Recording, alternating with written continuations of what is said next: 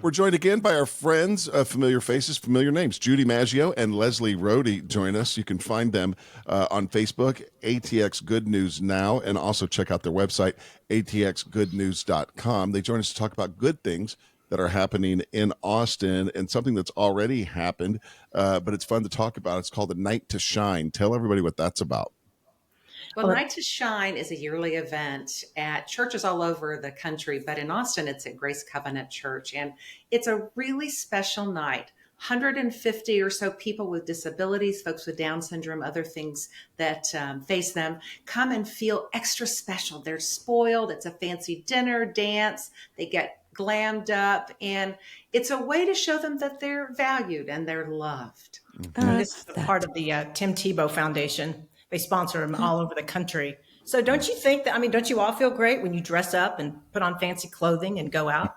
Right. Yeah, but not as long as it's not very often. That's what I don't want to feel good too often. JB and I both agreed we just want to live the rest of our lives in T-shirts. Yeah. Right? I know I put on a collared shirt today. It took such an effort, but yeah, that event sounds amazing. We appreciate that. We kind of don't like to get dressed up too much either. Yeah. But it's fun. It's fun for the kids. You actually had a one-on-one experience with someone. You ran into someone at HEB that asked you if you knew about it, right? Yeah, I had one of the, sometimes folks with disabilities work at the local grocery stores, and I was checking out, and one of the Sackers said, "Oh, I recognized you from TV, Miss Maggio." And he goes, "Did you know about Night to Shine?" And I went, "As a matter of fact, I do." And he goes, "It was so beautiful. We felt special. We danced. We had a fancy dinner." He was telling me all about it. And it just, you see the impact something like this has on individuals.